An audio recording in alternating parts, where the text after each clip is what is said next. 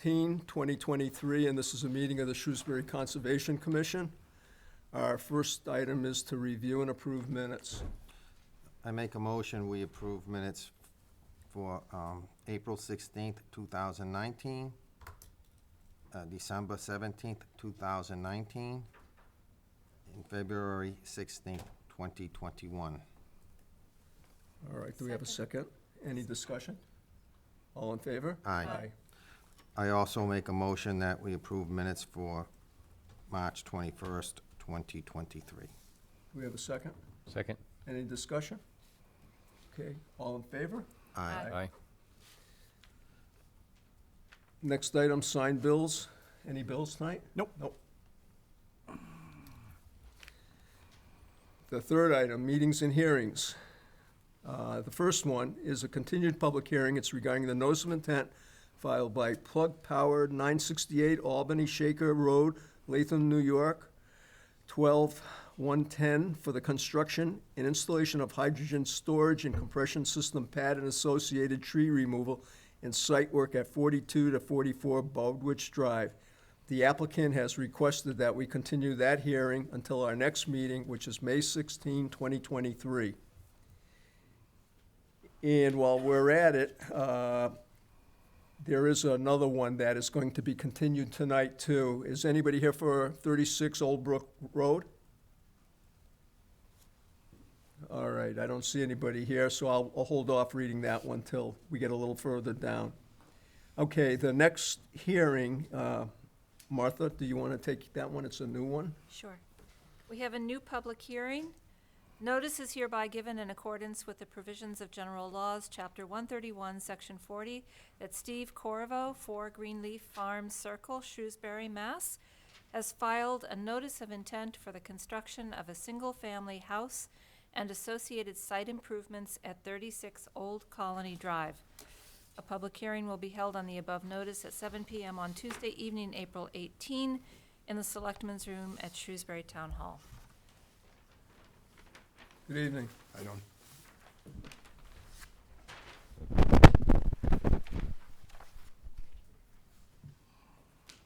Do you have your green cards or We your butter have- notification?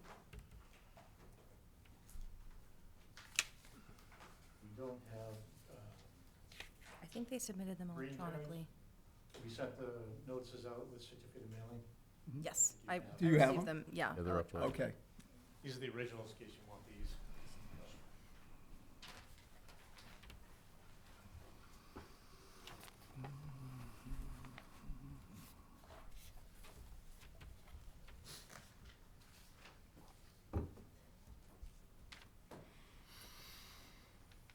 So, good evening, ladies and gentlemen. My name is Brian Marchetti with McCarty Engineering.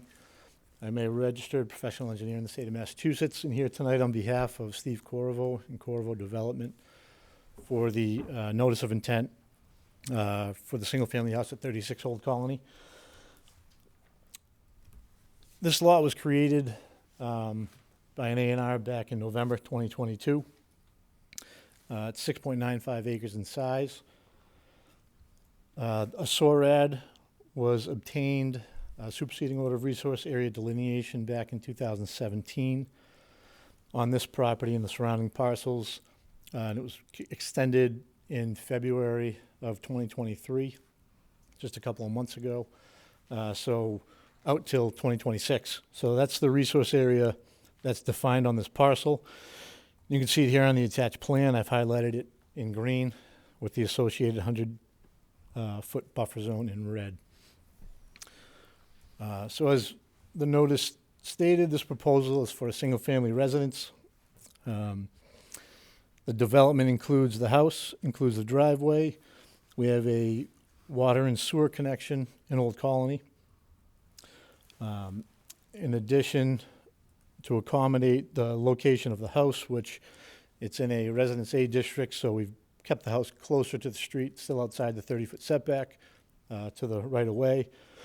But we've kept it up closer to the street to minimize the amount of disturbance on the property and to keep the development area further away from the wetland.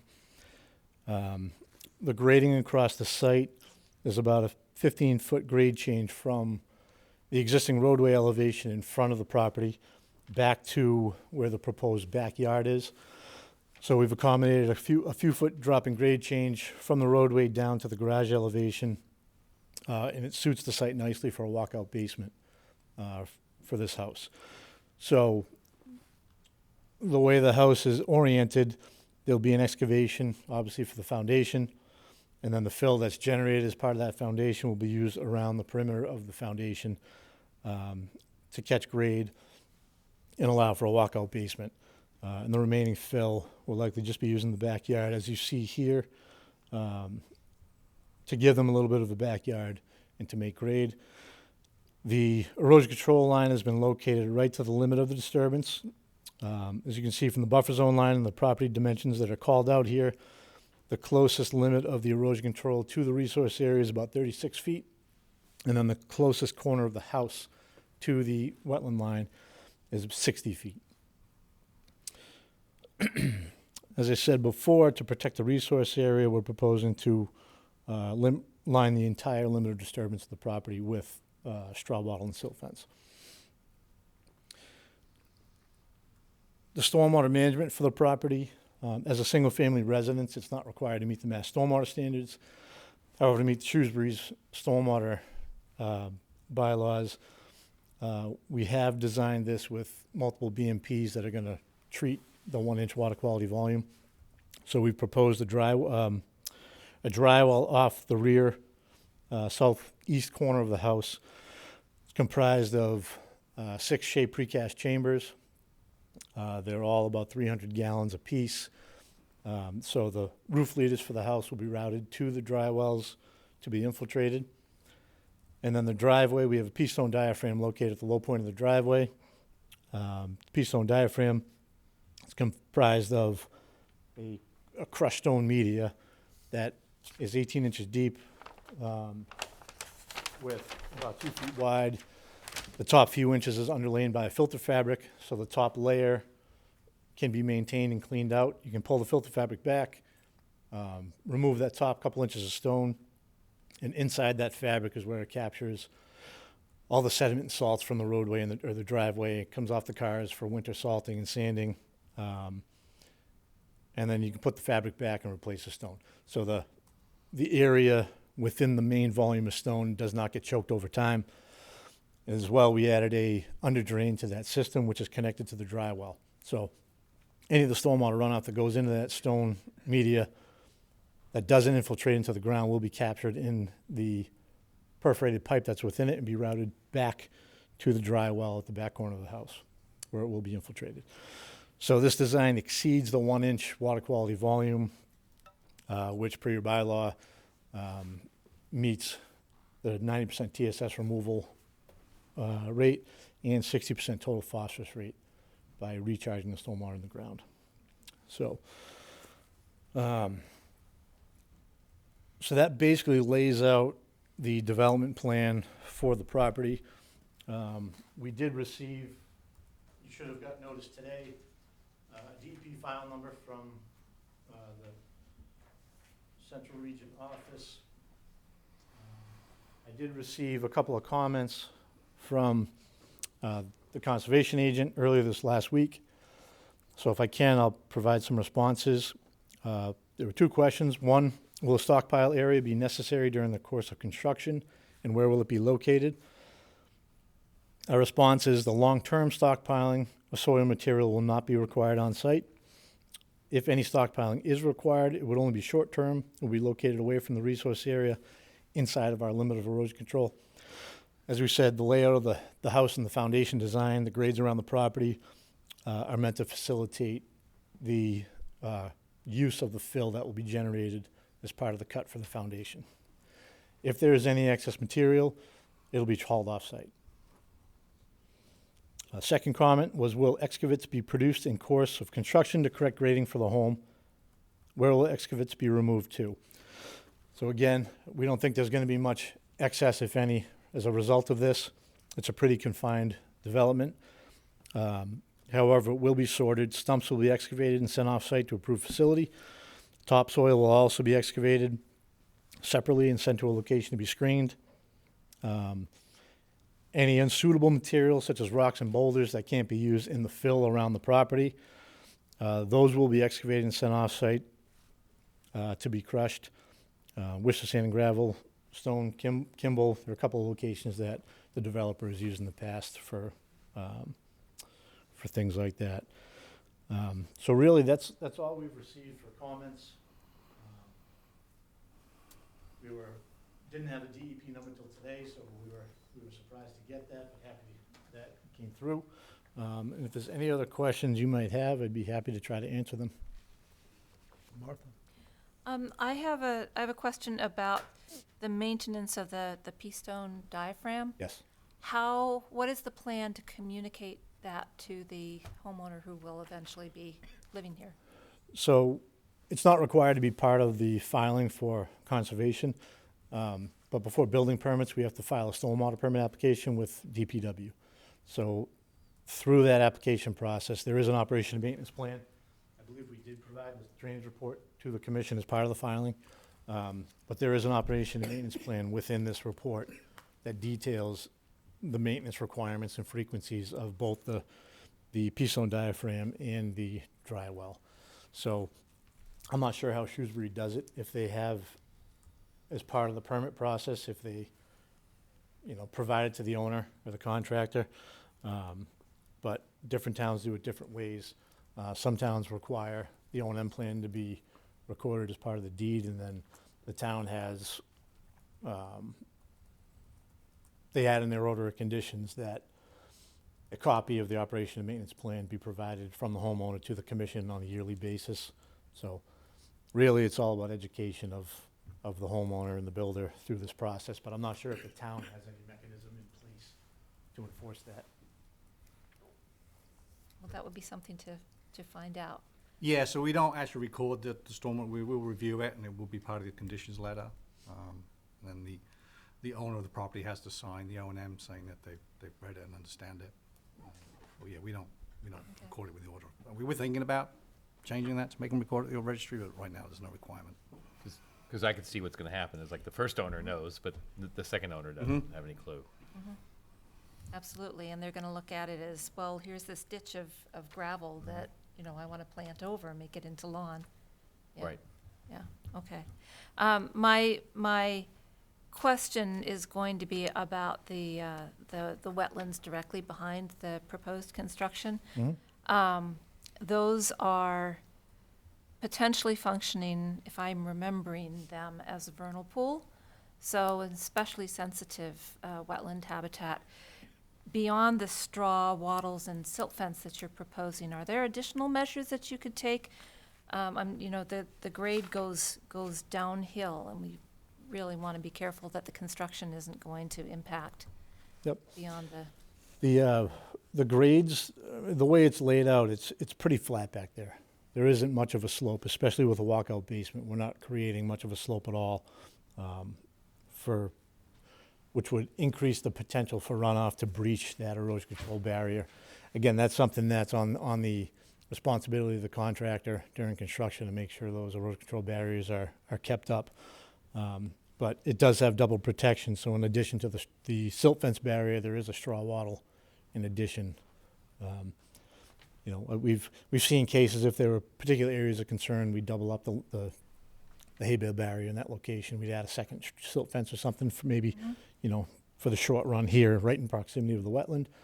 But I really don't see any need for something more extraordinary than that. Okay. And I'd like to touch on the vernal pool question as well. It's not a vernal pool. It's not a certified vernal pool. It's actually dry as a bone right now. We've taken pictures over the last 2 weeks, and it's bone dry. There's no water in that thing. And if you notice right now, driving around through areas with known vernal pool and known wetlands, it's Peeper Central right now. There's very active breeding and hatching ongoing. And a vernal pool, to be classified as a certified vernal pool, is required to hold water for at least 2 months with egg masses and with active amphibian activity. And as I said, for the past 2 weeks at least, when we started looking, it's been bone dry. And it is today. So it's certainly not a vernal pool. I believe I've been there in the past, and there have been amphibian eggs in there, though, so I would argue that historically it has been a vernal pool, and we've had a very dry spring. And I don't want to get into an argument about whether it is or isn't, but it is potentially an important habitat that should be protected and watched out for during the construction process. Agreed. Okay, Agreed. thank you. Yep. What is the closest point of the structure to the wetlands? So this corner of the house right here is the northeast corner. There's a dimension on the plan, it's 60 feet at its closest. And the hay bale and erosion control line will be how far away from the wetlands? The closest to hay bale line is 36 feet. And with your, in your erosion control plan, do you call out for doing any hydro seeding in the back or stabilizing that backyard sooner than later? Or what was your plan, what's your plan on that? Yeah, I think it would certainly be hydroseeded. We didn't put any construction sequencing and timing on this, but I would think as soon as the foundations are in, there's no more construction equipment driving around the house. Seeding and stabilization would immediately follow. So perhaps we could condition that, and that would be okay? Certainly. I'm all set. Chris? My questions, I guess, are similar to Ken. So there's no retaining wall in the back or anything? No. So is there any way to move the proposed, like the erosion fences closer to the house and still have room for construction equipment? I think we've left about 20 feet from that northeast corner. Okay. Of Yeah, the I see house. that. But I'm looking at the 37 feet in the very back. That's what I'm saying. So Far. between that northeast corner of the house to the 37-foot dimension, we've left about 20 feet of flat area, just for a yard. Okay. So I mean, I think it could be squeezed a little bit, but I think at most we might be able to gain 5 or so feet out of that. I'd want to still be able to make this, accessibility kind of around the house for the homeowner. Okay. All right, that's it. You all set? The sewer, wastewater, is it gonna be gravity or is it a pump-up system? It would probably be gravity. The only reason we would pump is if we were trying to pump something out of the basement, but everything in the main level up would be gravity. But you don't know tonight whether it's gravity or a pump-up? I mean, We don't have the sewer inverts on that plan, but it's really, when you get into that, it's how high you want to leave the foundation. right, exactly. And I know the property's dropping off too, so that's why I'm asking the question. The reason is we'd probably put a condition in the order that says if it is a pump-up system, that you're gonna have to have at a minimum a manual transfer switch for an emergency generator hookup. Yep. Okay, to power it, because you do have town water here, which you'll get without power. Yeah. So, and the other option is, the better option is an automatic start generator, but at a minimum, a manual transfer. The other question I have is the proposed dry well on the back side of the house, off the back corner. Looking at your detail, I noticed it has a note to set the top of the dry well 1 foot minimum below grade. Yes. I'd like to see just 1 foot below grade. I wouldn't want the contractor to take the liberty to put it down 3 feet and start to lose, get into groundwater potential problems. And then you're losing the effectiveness of that dry well. So the way it's set up right now with the 1 foot, and it looks like the depth of that dry well is 3 feet it doesn't dimension it here, but it gives the dimensions at the bottom. Yes. So you'd be 4 feet down from grade to the bottom of the dry well, it looks like from your detail. Yeah, and in that location, if you notice, existing grade is 616. Right, and it would So work perfect. It works Yeah. well to keep it up high. Exactly, and that's what I'm getting at. If I just don't want a contractor to go and say, oh geez, well, I can really, you got a big hole here, let's drop it down 3 feet, instead of the No, one. it's the way it was laid out, the way it was done in HydroCAD, it's been designed to be 1 foot below grade. Yeah, so we'll probably call that to be Okay. installed, at 1 foot to the top. That works. And the other question I had is more long-term preservation of the wetland. Is there any way we could delineate the the wetland line for owners to not go in and start taking the liberty to start putting yard waste in, it just accumulates over time. It's one of those things you lose it little by little. Does your commission have those metal tags? No, we don't. You don't? Because I know they sell, a lot of commissions have those in the office, you can come get them too. But I believe New England Wetland Products sells just a generalized identified wetland tag that we could likely, take the flag locations from the SORAD and, But I was thinking something more visual. In other words, you have the wetland line streaming out toward the backyard. Take a post and rail, cedar post and rail fence type thing, jogs, work it into the landscape as part of a landscaping scenario. And what we typically do when we do the post and rail was we back it up with some vegetation because they're only good for 10, 15 years. They start to rot. People tear them down. But we've had arborvitae hedgerows to be interspersed with the post and rail. And that at least is a visual line for the homeowners to know you don't go beyond that. And it can be laid out by a landscape architect to look very, very nice. It's not just a straight line here. You could jog it and, so you're talking about right along the wetland boundary yeah, line? I mean, set it in a little bit, not right on the wetland boundary, but set it in 5 feet from it, and it's nothing, in the overall cost of the construction of this project, it's not a big deal. And yet goes a long way to preserving the wetlands over time. You'd only need it on the one side where the property is. I wouldn't be circling the whole thing. Yep. But the part where it's gonna get activity from the main house, you do that side. So are we proposing to put that between the silt fence and the wetland? Are we going Yeah, right to the I would think, line? Steve, it would be basically from this point here to this point here. So if you see where the 60-foot dimension touches the Right. wetland line? I'm looking more, go all the way where the 60-foot is. Yep. Carry it out to where the 37 is, and Yeah. you can arc it. In this And then loop it and just drag it Like, yeah. back toward where it says edge of delineated wetlands, up toward the top of your page there. Yeah. Yep. And you pretty much So, delineated a nice barrier, so there's no question, does that require any other erosion control for digging post holes and No, landscaping? I don't think so.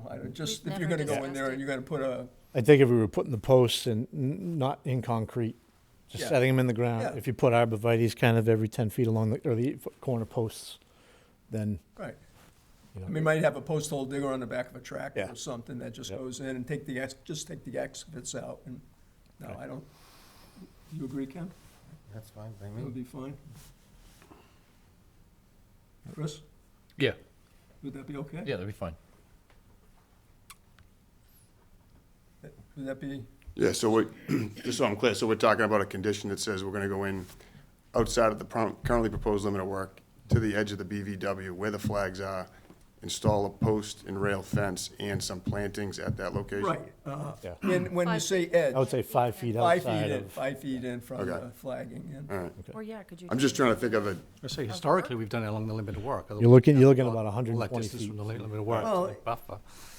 when you say limit of work, you mean right where they're showing their, I would there- set it at the limit, behind the, right from but the. the, Where the but the, erosion but the rest is upland for them, why would you start hindering them to get at the upland area? of The their idea is yard? to make sure they don't keep creeping, so. Well, they got 37 feet, a nice yard to the And it gives wetland, the and wetland a little space to creep too? it's actually pretty flat too. it kinda is, yeah, I know, I levels mean, off right I don't, the intent is not to take any usable land away from the lot, it would be just, let's not creep into the wetland. Understood, yeah, no, So you take the flagging and move in 5 feet, and that's what we're preserving, and the Yeah. rest is upland, so. Okay? Yep.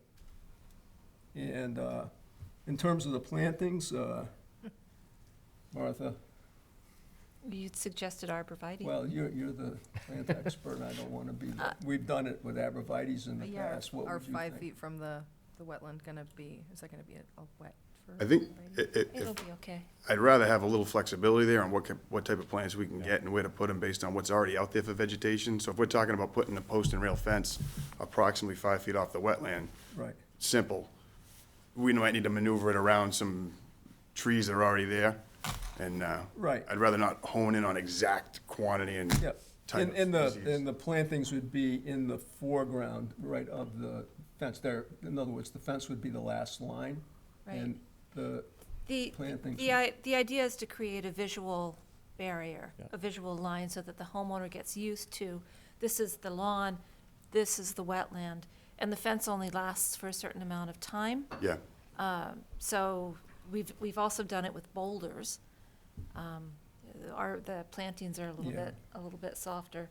And the arborvitae are, they get eaten by deer, maybe, if there are a lot of deer out there, but they are nice and Yeah. green and If full. you want to make it part of the condition, we could always, we have a landscape architect on staff and a wetland scientist. We can propose the plantings for your review. Are there some others too, like holly or whatever? I mean, you've had some pretty unique ones you like to see. Yeah, but not for this particular Okay. thing. All right. Andy, What is the slope on the back? Is that 2-to-1 or 3-to-1? On the back side, we're at, I believe it's more of a 4-to-1 from the top of slope That's down. why I was trying to figure out. Yep. So it's 2-to-1. If they're 4-foot they're 2-foot contours. The 2 for contours, So yes. it's 2-to-1. So it's pretty steep for one to maintain. what's the total grade change on I it? don't have my scale. I don't think it's 2-to-1. I think it's 3-to-1. 3-to-1, so say, 3-to-1 would be good, otherwise it's hard. Yeah, Oh, no, we wouldn't do 2-to-1 Okay. back there. No. It's still part of the lawn area, it needs to be able to be mowed and maintained. that's- and- yeah. yeah. Yeah, I was just checking. The only thing we don't have is obviously the stormwater permit, so we'll review the stormwater when that comes in. is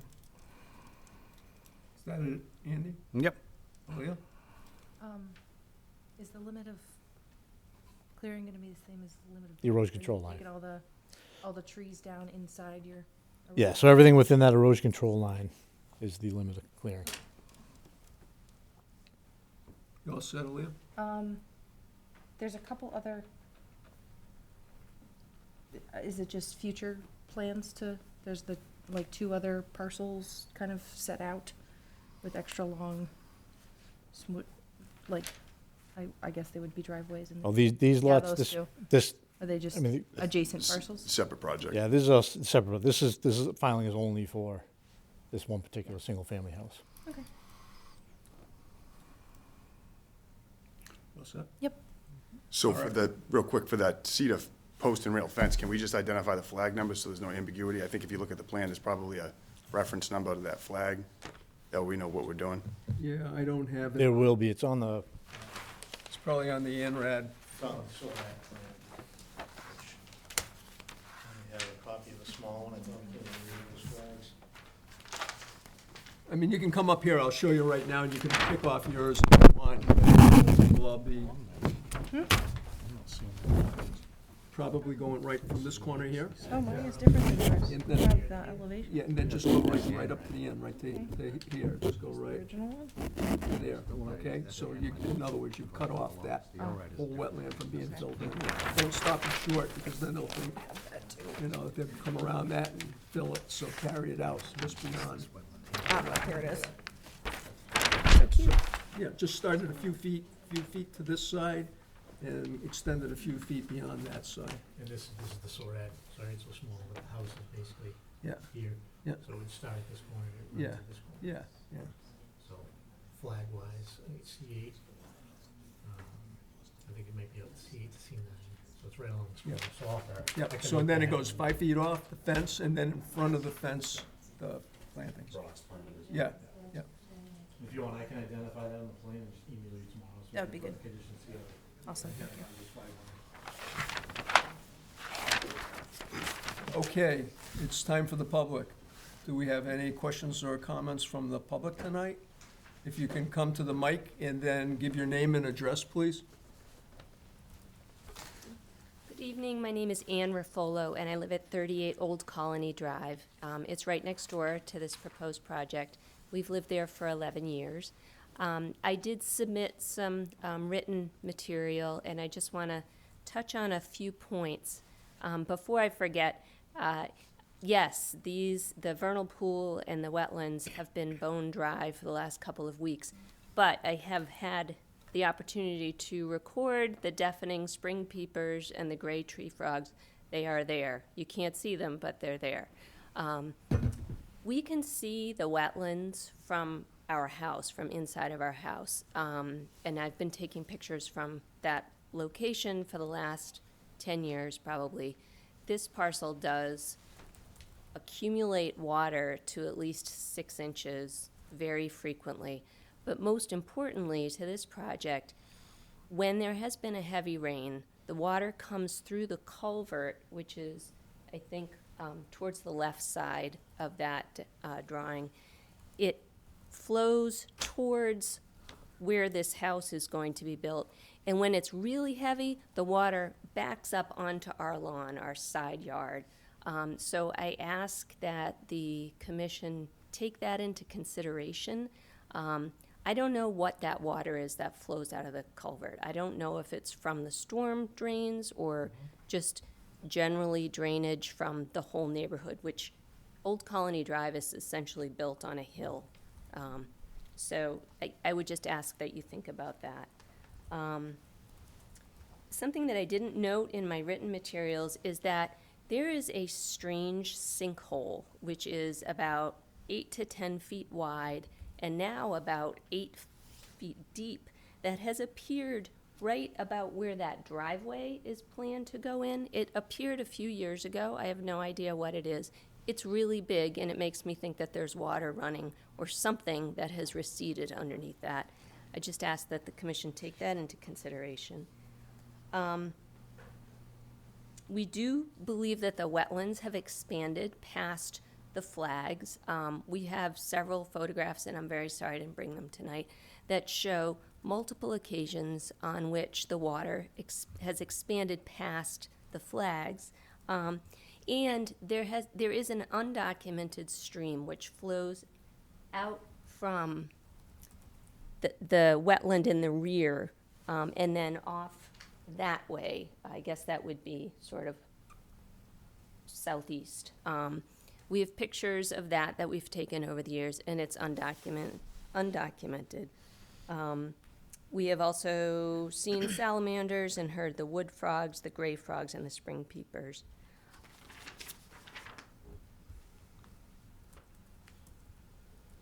So we are concerned for our house that this project will displace water onto our property. But the other thing I wanted to point out is until December, this was part of an 18-acre parcel, which has now been parceled off into 3 lots. If they do the construction on the other 2 lots, at the same time they're doing this construction, the other 2 lots have wetlands on those as well, and we're very concerned that the whole wetland system is going to be disrupted and cause water to flow into neighbors' basements. So that's what I had to say. Thank you very much. Thank you. Do we have any other questions or comments? I'm Dave Ryer. I live at 1 Morningside Drive, which is downstream from where this is proposed. We do see the end result of the water coming from Old Colony. It flows through this wetland and heads down toward the wetland that is off the end of Country Way. We've seen this in recent years when there has been a lot of precipitation, and we have neighbors next to us and across the street from us that have had their basements flooded. So we're very concerned about what's going to happen to the entire wetland structure with both this project and, as she said, what happens to the other 2 as they're going to affect what's going downstream towards us.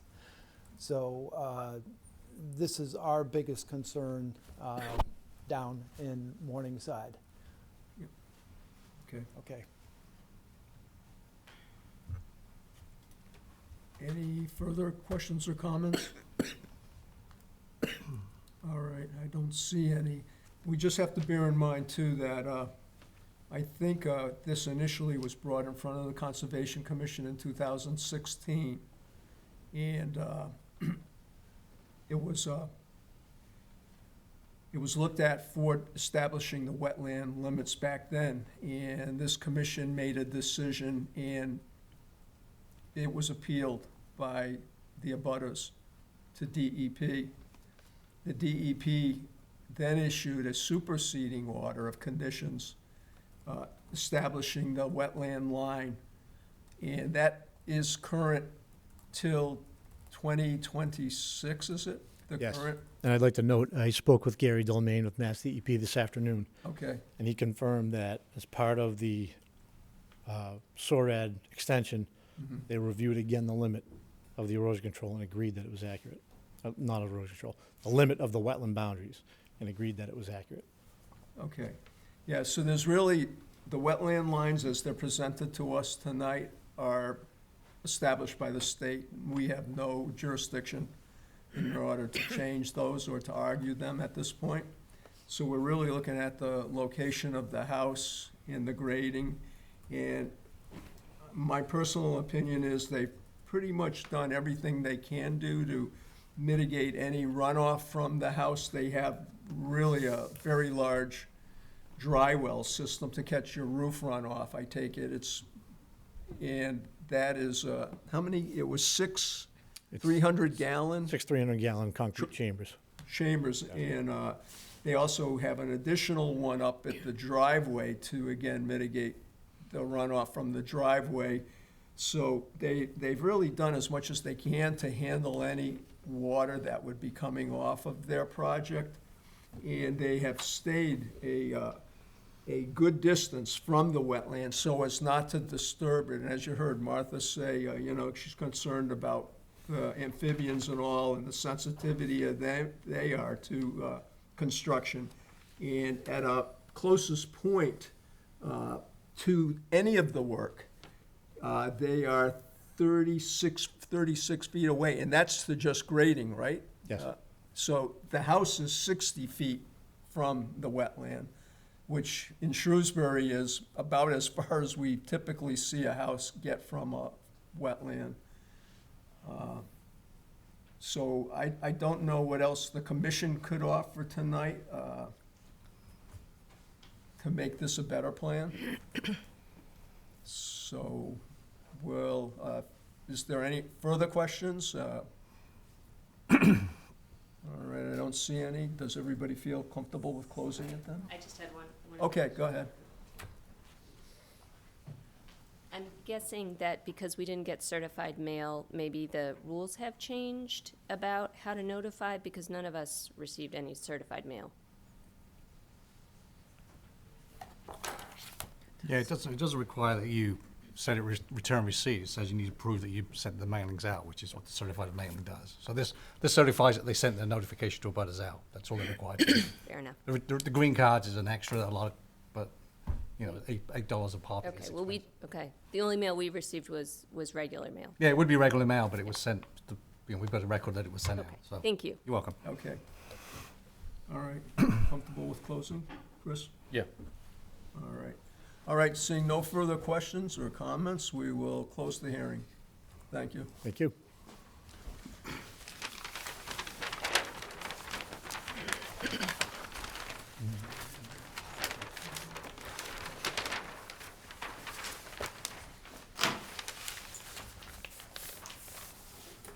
If you guys want to show them the plans that you presented to the commission tonight outside, it might help them get a better feel for what you've done. Absolutely. Thank you.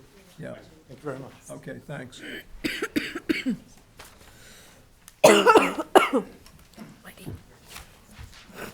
think my allergies are acting up. I went and sniffed too many flowers over the weekend.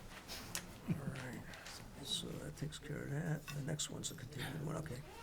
All right, we have another hearing. It's a continued public hearing regarding the notice of intent filed by Nicholas Suter, 36 Old Brook Road, Shrewsbury, for the construction of a retaining wall to stabilize and level the backyard lawn at 36 Old Brook Road. The applicant has requested a continuance until our next meeting, which is May 16, 2023.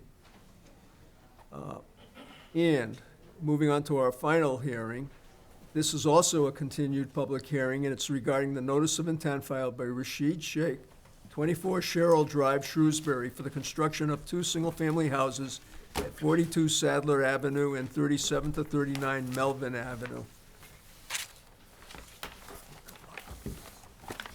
Good evening. Good evening. Scott Goddard, Wetlands Consultant, Goddard Consulting. Rashid, you guys know. Yep. Or Corey. Yep. From DPC, civil engineer. So, yeah, this project has had an interesting little path before you I all. know. And I think with any little bit of luck, we might, cross our fingers, be at the end of that path tonight. That is certainly our hope. So, the couple of big items that we walked away from the last several meetings for, kind of parallel, we had a bit of a strikeout at the last attempt, was what are we gonna do about storage areas within the house proper footprint, I'll say, that were being used for compensatory flood storage? And how might that be used by future homeowners for storage of materials and what is appropriate to put something in the deed, et cetera. We attempted to have a lawyer look at a deed restriction, and that is now off the table, right? So we sort of pulled that whole concept back. What we have done since then was took another pass at the design to accomplish 2 objectives. One, to eliminate the louver concept altogether, with the flood openings within the foundation walls and or the garage walls. And number 2, to get both garages out of the floodplain entirely. So what you see in this plan is effectively, and you guys have this, effectively the same general concept as before, with a couple of tweaks. One of the houses was flipped 180 degrees and just put the garage on the opposite side. Now, as a result of doing that, both garages are out of the floodplain elevation. No more louvers in either garage. So any storage of any materials is able to be accomplished by owners in the garage space, which will be a normal application for a garage, right, of fertilizers, oil cans, paints, et cetera, whatever it might be. So that, so that, I think that resolves that primary issue. There was a secondary but perhaps equally important issue of what about this, basement, non-basement space, this is the substructure, right, what underneath the living space of the first floor. We had previously had it set up that there would be basically an accessed area. We weren't calling it a basement because it wasn't living space.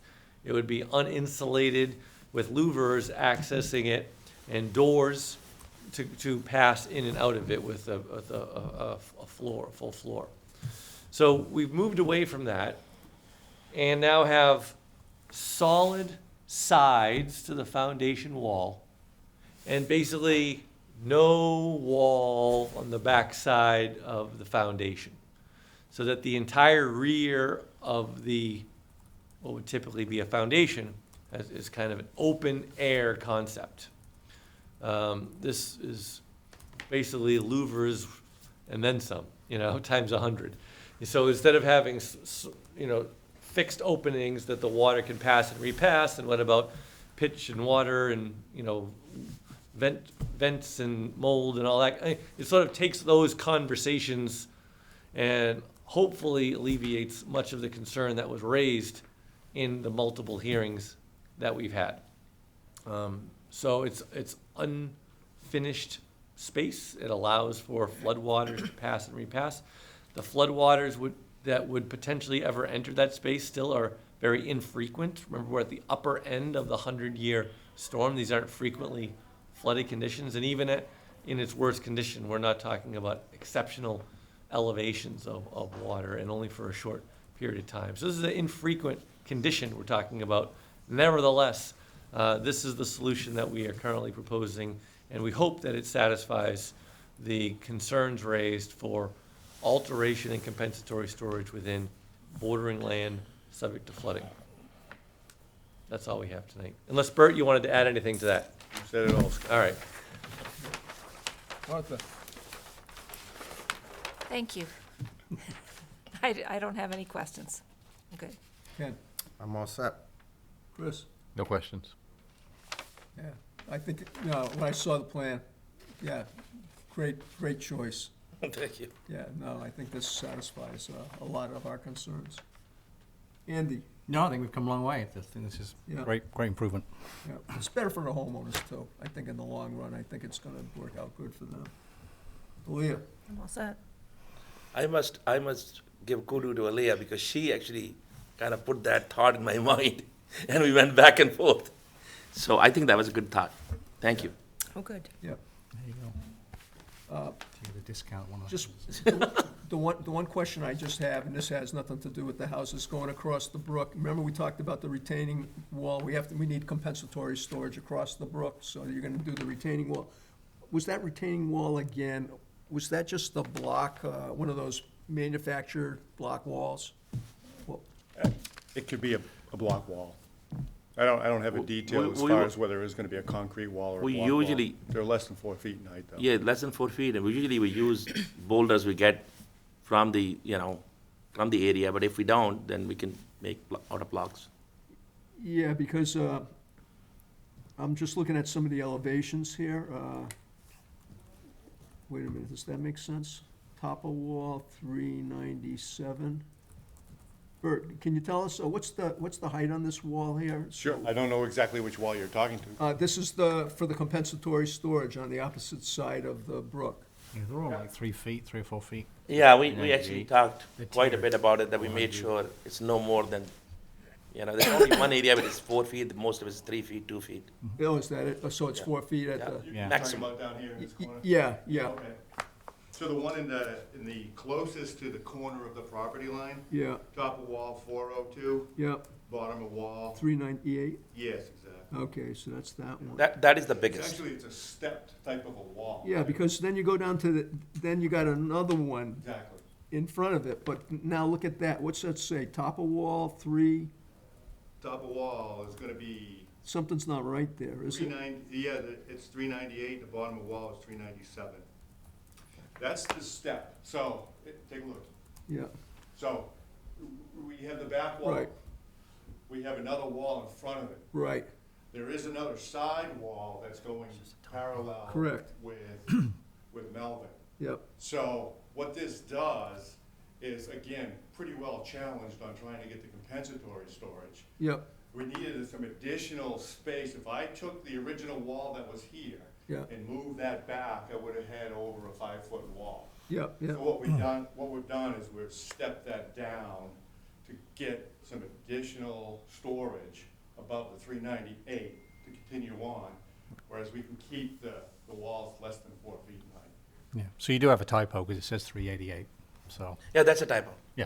That was the typo. Oh, does it say 388? Yep. yeah, that's what I'm, that's what That's I'm throwing getting them. at. Yeah, it's 390. There might be a contour that's going. I don't know. I'm getting, and It looks go like to an your 8 to other me. end too, the other end has the same problem, 397, that's top, and. Yeah, that goes right to, that comes right down and it essentially is, touches each other. Yeah. But do you wanna But- go it should be approach the 398, chair? so You not wanna approach the 388. chair and look at it? Because Bud and I looked at it and we went back and forth, Yeah. making sure. It could be just a contour going through that, it looks like it joins that 9 into it. Oh, I really? think- Is I that, think you're is right. that what maybe it is, the contour lines? Yeah. Yeah. Okay, that could be it. Oh, okay, must be. which is- I can't It's zoom got a in. contour line through it. Oh, did you? All right, I just can't zoom in. Yeah, yeah, it's the contour line. Soft copies are better. The contour line Thank is you, making Chris. the 9 and 8. That's good. All right. Okay, Zoom in That enough. several times though, in order to get that. yeah, okay, no, that makes sense. Blind as I am. Yeah, I got you. I just can't zoom in as much. Okay, so mainly a rubble, I mean, if you're gonna find large rock, you're gonna try to do it at a rubble wall. We just don't want something that's gonna collapse over time and then. All right, I'll take the credit for the walls. all right, Yes. all right. Does anybody from the public have any questions or comments? Yes, go ahead. You got to, just introduce yourself, please, and what, your address, please? But you have to speak in the mic. Yeah, you got a mic, otherwise we're gonna lose you.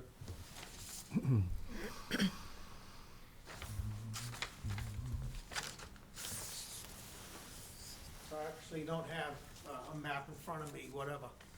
Lee Betancourt from Greylock, down in Greylock. All these proposed walls, are they along Greylock? Is that gonna affect any grade or any effect on Greylock Ave? No, it's on the Melvin Ave side, correct? Isn't that where you are? There's also a wall along the Graylock side too, though.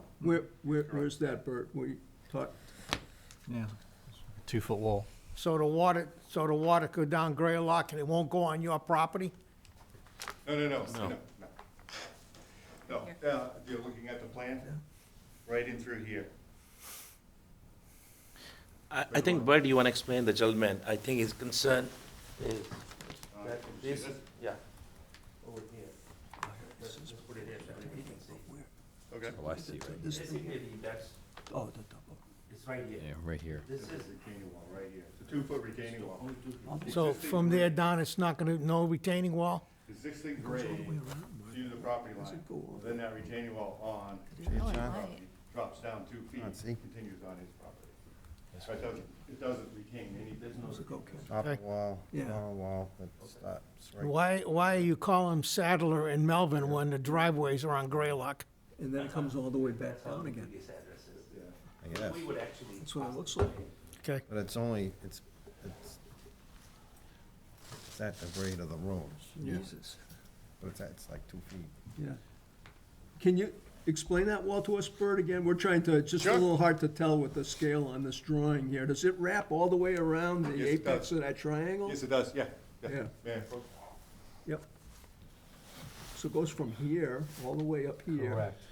And Yeah. right around, it starts to head right back to the house. Yeah, The reasoning for this Yeah. is, Again, goes back to the compensatory storage. yeah, There's the need that, it was tricky, you know, you bring the garage up. yeah, Of course, the driveway has to come up with it, so there's additional fill yeah, in that area. So without cutting down into the 394, 395 range, we were able to cut it down a couple of feet to get that additional compensatory storage from the 396. okay, so that was all taken down, and it's a couple feet, you said, the 2 wall? feet, yes. 2 feet?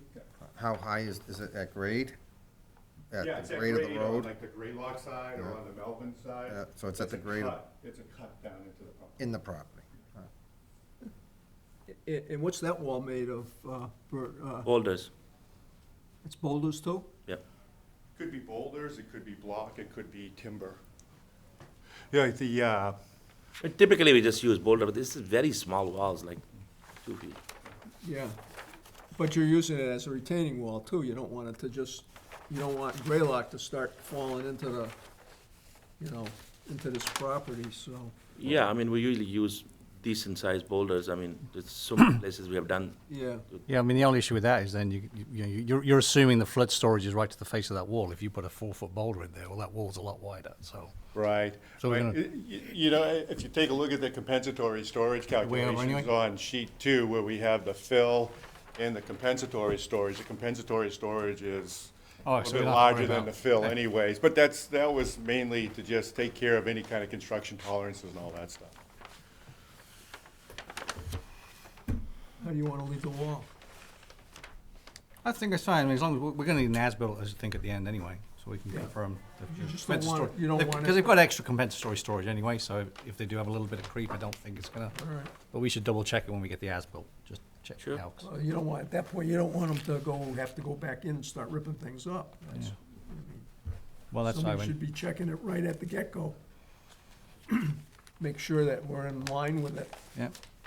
Maybe that's what we should do, put in a condition that says prior to, you know, at the start of construction of the wall, notify engineering to come down, take a look at what you guys are doing and make Okay. sure it's Sure. good to go, rather than build the whole thing and then have somebody say, no, it's no good. You don't have enough storage, yeah. Actually, nowadays, we get Walter every day, so Yeah.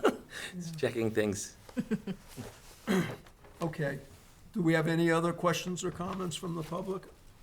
I don't see any, so Is everybody happy to close it? I just want to confirm that the covenant is off the table. Yes. Yeah. Okay, Yeah.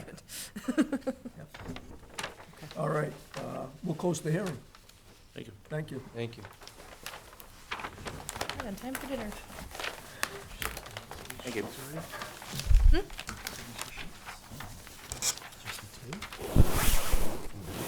And maybe put a condition in, they do a survey, pre and post, Yeah.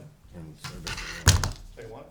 Yeah. Survey the walls to make sure they're elevations, wall Do survey. the, yeah, do it. I don't know if they do a pre-one, because there is no pre-one. All right, so There's the post, right. as-built, wall elevations. But we definitely need a pre, like, start out like this. Like, Andy said it's not a 4-foot wide building, they're throwing in there. If they did that the whole way around, that's a lot of volume. Okay, that takes care of our meetings and hearings. Want me to make a Yeah, motion? why don't you make a motion? I make a motion, we issue an order of condition for 36 Old Colony Drive, with the condition that they stabilize the yard as soon as possible after grading is done. And then they make provisions for a manual transfer switch if they're going to put a grinder pump system in. And they're going to install a split rail fence between, I believe it was wetlands flag 8 and 9. C8, Was C9, it? C8 and C9 is what I had, yeah. C8 and C9, Okay. with some sort of planting. With plantings in front of it, right. The fence being 5 feet off the wetland flag. Good. Do we have a, Could we add a condition There was one more. for like a double silt fence or double hay bales? Sure, why not? Okay. I think they had silt fence and straw wattles, right? yeah, they did, they had. Yeah, I didn't mean hay bales, I'm sorry, I meant straw. Yeah, we can have them double. They it, had yeah. double But it up. double, Double them, okay. double up. Double up the straw wattles? Okay. Okay. And You John, they're that far away that you Yes. wanna do it? Yes. You would? John had one more that they remove the minimum 1 foot Oh, that's it, yeah. on the, Right, that the dry well be installed at, the top of the dry well be installed 1 foot below grade. No deeper than 1 foot below grade. you say maximum 1 foot. Yep. Maximum, yeah. Yep, that's all I had. Okay, so the motion's been made, and we have a second? Second. Martha seconded it, and all in favor? Aye. Aye. I make a motion, we issue an order of conditions. 42 Sadler Drive and 3739 Melvin Ave for the construction of 2 single-family homes. The only condition maybe we could add is to do a as-built of the wall elevations. Correct, yep. Yep. And that we do a pre-construction evaluation of the proposed walls. Or, let's put it this way, when the start of construction, engineering will evaluate Yeah. site visit. Yeah, we can go take a look at it once we're in. Yeah. Anything else on that? I think That's the only one I that's had. about it. That's all I had. All right. Okay, do we have a second? Second. All in favor? Aye. Aye. All right, Rashid. Thank you. You're Have a welcome. good night. Okay, let's go on to enforcement. Is that where we're headed, Aaliyah? Sure, sounds good. So I sent out a letter for 284 South Quinsigamon Avenue today, just to just to ask for an update, because it's been a while now since we issued that one. I also sent one to 29 Redland Street. So hopefully they will come to next meeting to give us an update on what's been going on. I stopped at 23 Bayview Drive today. They have installed some loose straw at the edge of the water. Not exactly a straw wattle, but Is that for It's just breaking planting? Did they spread, did they Is it spread planting straw? grass? Yeah, there's like the you know the netting stuff that you can use on like a hillside to stabilize it. There's like a little bit of that mixed amongst it. I have photos. Jute mesh. Well, They have also continued to do things in the yard, even though we'd asked that they not do that or they had said that they were not going to do any more of that, that the only continued project would be the roof installation. So let me see if I can show you some photos.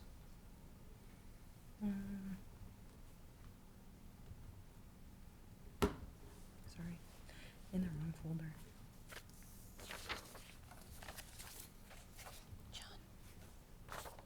Where are you? Yeah, I kept getting empty. Oh no, I saw it that's too. so annoying. Okay, that's all right. I thought it was Well- just me. okay. Well, I have them on my phone, but I will try to upload them tomorrow, so you will see them. But I will be continuing to talk to them because they have installed a fireplace. There's like a little scoop out by the dock, and they've installed a fireplace there. And then they've started building a retaining wall, a cinder block wall up on the there's like the backyard patio thing, and then a slope, and then a flat spot to the water. And on the upper thing, they've installed another wall. And then, yeah, they just have a thin layer of straw. Yeah, they weren't At the supposed to bottom. go anywhere Yeah, in they the weren't. yard. That's what he told Yes, us, right? exactly. Did we just issue them a letter? We didn't actually issue. Oh, yeah, there was a full enforcement order Oh, so we issued. should have a cease and desist, so. Yeah, at this Yeah. point, because he came in and said he wasn't doing anything Right. down on grade. Yeah, Okay. so, Yeah. Yep, okay. Right. yeah. So, I will be in touch All with him right, again. how about, I also sent him extensive literature on kinds of erosion controls, how to install them, because he had said that his contractor didn't know anything about them. So maybe we need to work on our public campaign of educating people about erosion control to begin with. Mhm. But I had sent him extensive literature, so there really is no reason that loose straw should be installed at the edge of the water. all right. That's it. Next one is. Oh, and then I have a letter I'm sorry, I did not include it on the agenda, but we had wanted to issue an enforcement order for Twin Island Correct, yeah. for the construction of the dock. You guys had seen this several years ago now, yeah, at least 2 or 3. A dock had been constructed on one of the islands out in Lake Quinsigamond, and then it just kind of got pushed to the wayside. Yep. So this is Apparently, I spoke to Brad. Brad said that he did put out the enforcement order to them, but never heard back from them. So there was already do you want us to check there's one out there, or do you want to issue another one? I looked for one on our digital files. I couldn't find a signed one Yeah. to send. I mean, at this point, just send another one, maybe, Okay. rather Yeah. than go on a hunt for Do it. you want to sign it, or just want us to sign it? Yeah, we could do that. So usually we just sign them.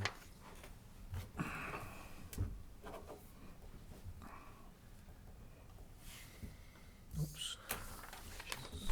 Conditions, sweet. Okay. What's the other one, COC?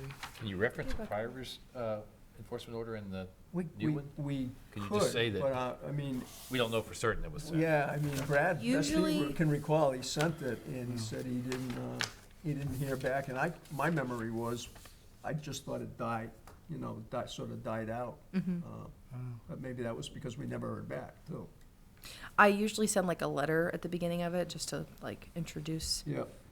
why they're getting an enforcement order, so I can throw like this has been a concern Yeah. for a few years Okay. now. That's good.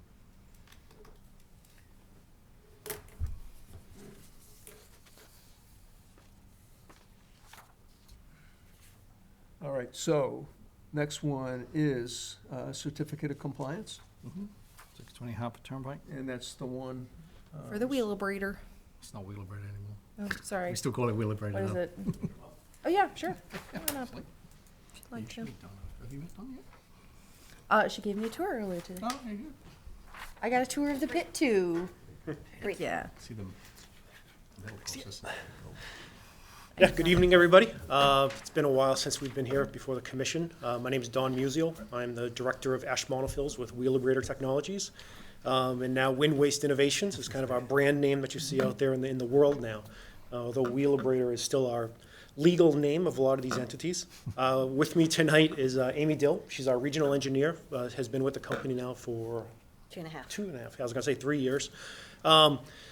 You know, a lot of you guys have known me for quite a few years, and I'll always take the opportunity to come and speak before any of the boards or commissions here in town. It's nice to get in front of folks, and you know, and this one's a nice one here. It's a, you know, certificate of compliance. The project's been going on for, I think this one was issued maybe 3 years ago, around that time frame.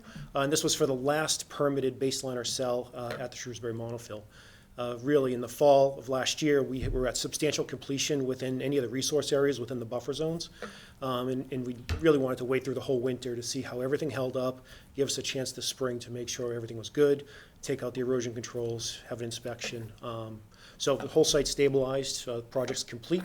We have an application right now pending before the DEP for an authorization to operate in the cell, which we expect to get at some point this early summer would be the expectations. We're just going through that back and forth process at this point. You know, coming up here in the next few years, we're going to have some other projects that'll be coming before the commission. So it's nice to get in here now and see you guys. And I didn't know that Mr. Ostrowski was leaving the commission, so congratulations. I think congratulations, but for everybody else, it's big shoes to fill. And I also just want to mention too, this project that's completing right now, it wasn't a commission matter when it came up, but in a lot of the filling that we did around that side of the site, within that resource area, we accepted quite a bit of soils that came from the Beal School project. And so this project actually made a lot of that happen. I forget the quantity offhand. I know, Andy, we have several thousand cubic yards that came out of the Beal School, and it was nice to be able to use it on another project within the town. You know, so everybody benefited because we needed some materials for our filling, and the town needed to get rid of some. So really, that's all we wanted to come tonight and just talk a little bit, and I guess we'll turn it back over to you. Thank you. Whatever happened with the precious metals recovery unit that? I knew you were going to ask that. Fantastic right now. Really? We're recovering out of the ash that we receive at the site. We're pulling out over 20,000 tons a year that leaves the site as recoverable metals. Wow. Yeah, so it's your ferrous metals, the non-ferrous metals, aluminum, copper, right down to precious metals, gold, silver, platinum, and little tiny BBs, really, 1 millimeter size. So over 20,000 tons a year leaves that site now. Yeah, do you segregate out the precious metals from like the ferrous metals, or? Yes, so we separate, the ferrous is separated on site from the non-ferrous. The bulk of the non-ferrous we're shipping to the Netherlands, to a partner company. Okay. There, it's separated again between the aluminum and then the heavy non-ferrous. And then the heavy non-ferrous mostly goes to Germany, where that's separated out elementally by copper, zinc, lead, and all your precious metals come out at that point. And the metals market's really good right now, so we'll take that. It wasn't good 4 years ago, it was tough, but it's doing very well right now. Good, well, that's good news. Yeah, absolutely. Excellent. Okay, Thank you. great, So we have- thanks, Yeah. thanks for coming in. No, great, thanks, it's Yeah. nice to see everybody.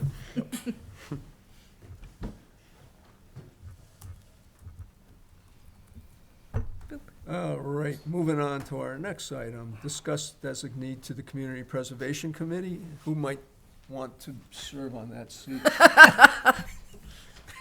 May I? Yeah, Martha. I will volunteer. All right, is everyone in Have a good favor of night. having Martha? I make a motion, we nominate Martha to serve on the committee. Do we have a second? Second. All in favor? Aye. Aye. Thanks, Martha. And the last item is to review and approve conservation bylaw draft.